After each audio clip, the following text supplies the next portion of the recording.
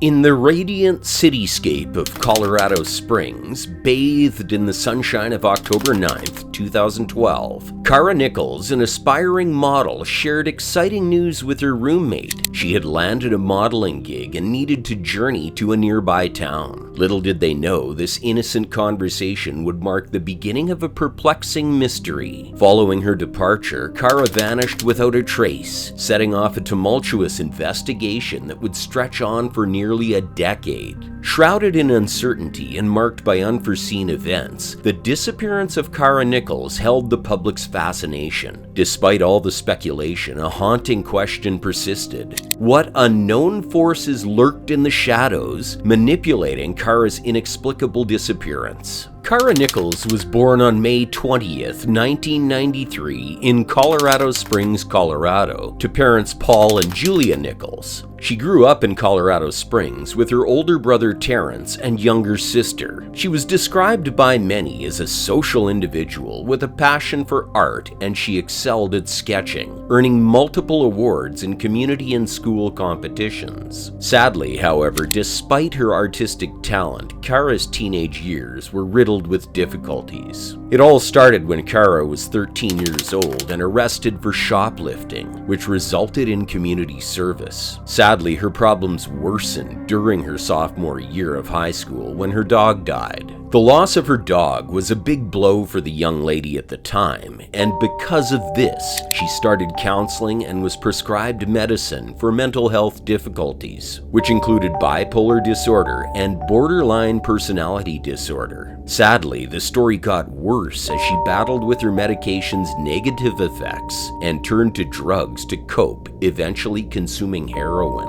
In an effort to help Kara, her parents enrolled her in alternate schools and drug treatment programs, but much to their dismay, these interventions were not always effective. As time went on, Kara developed a desire to become a model, so she relocated to Chicago with her parents, where she continued to receive drug treatment. Despite her parents' wishes, she would later return to Colorado Springs and move in with 3 male roommates. Kara's mother was initially concerned, but soon grew to trust the men, believing them to be harmless. As time went on, despite maintaining communication with her brother and receiving family support, Kara's situation remained unstable, and tragically, her story took a tragic turn on the evening of October 9th, 2012. See, in Colorado Springs, Kara was hustling to turn her life around. Juggling waitressing gigs and her dream of modeling, she posted headshots online, hoping for a breakthrough. But money troubles loomed, forcing her to lean on her roommates for food and support. However, everything seemed to have taken a good turn when, on October 9th, 2012, she excitedly told a roommate about landing a modeling gig in Denver. Without a license, she relied on others for rides, and that evening, a mysterious sedan whisked her away, supposedly to the job. Hours passed, and Kara's brother Terrence grew worried. She vanished after mentioning the gig, but his calls went unanswered. Her phone was either dead or switched off, and for some reason, it didn't sit right with him. What had happened to Kara after that fateful ride? By October 11th, Terrence's concern for his sister Kara grew to a fever pitch. Her roommates confessed she hadn't returned since that fateful October 9th night. However, what truly rattled Terrence to his very core was the perfectly preserved scene in Kara's room.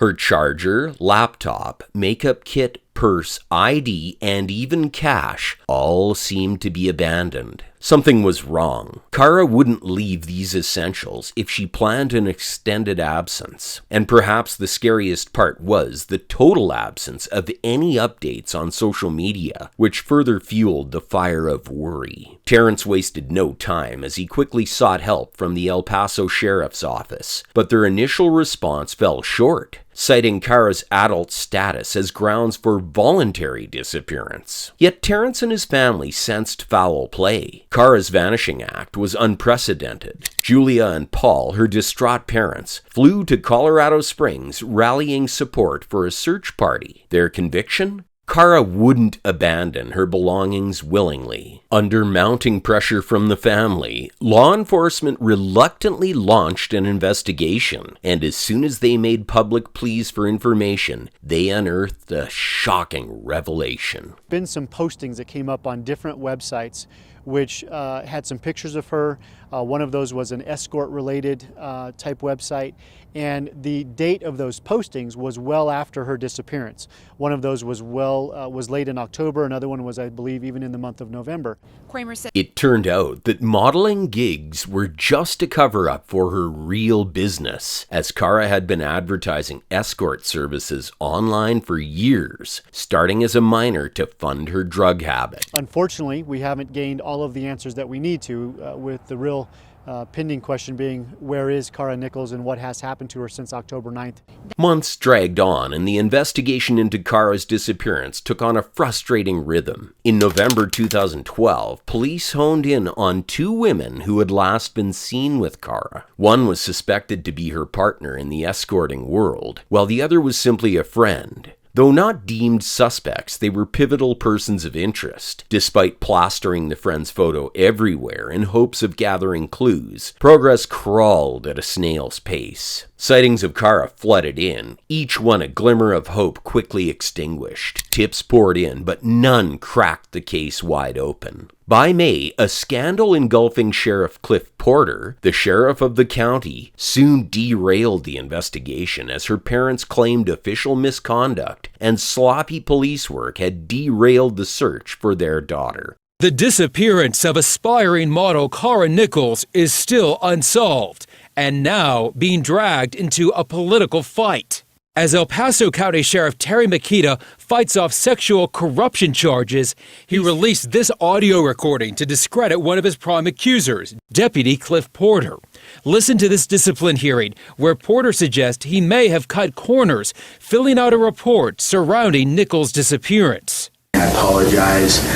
It's not going to be as good as if I had, done it when all that stuff happened. Behind-the-scenes conversations that has the Nichols. By February 2013, there was finally a breakthrough in the case as officers stumbled upon an ad Kara had posted just days before her disappearance, linking her to a man named Joel Hollendorfer. After questioning, he confessed to soliciting her services, but denied ever meeting her, citing drug use and involvement in the shadowy world of escorts. However, things would take a weird turn as cell phone records led investigators to Hollendorfer's parents' home, sparking extensive searches of the property and nearby areas, which then led to the unearthing of a potential shallow grave. However, the investigation became cold as Hollendorfer claimed the grave belonged to a horse, and the officers were okay with that explanation. So once again, Kara was a cold case, and as usual, when there are no more leads,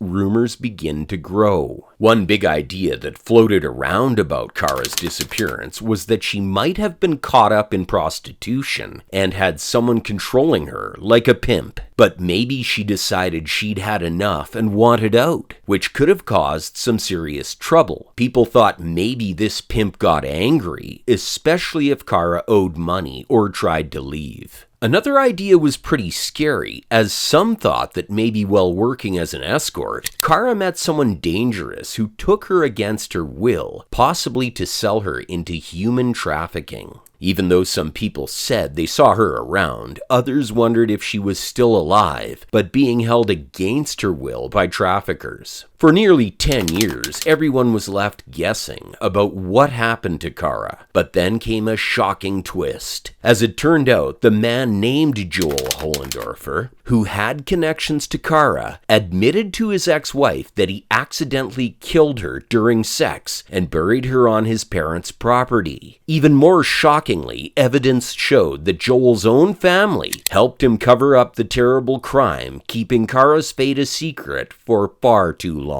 And while one family waits for answers, another is getting the answer they have waited nearly 10 years for.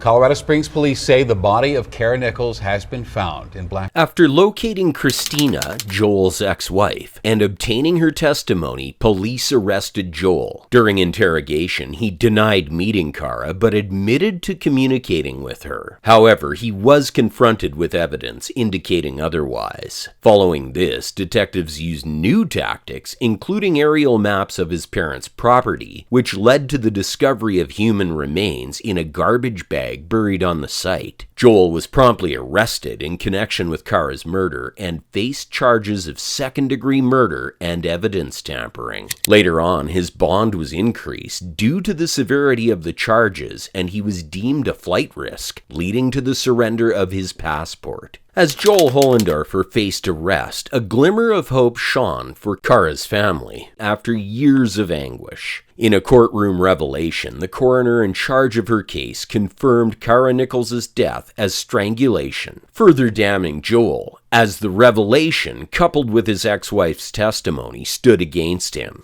Following this, Joel's charges escalated to first-degree murder, as many now believed the killing to have been premeditated and not an accident in the bedroom. Despite lingering mysteries, Joel's calculated actions became clear, leading to intensified scrutiny. With justice on the horizon, Kara's story continued to captivate, promising closure in the ongoing legal battle.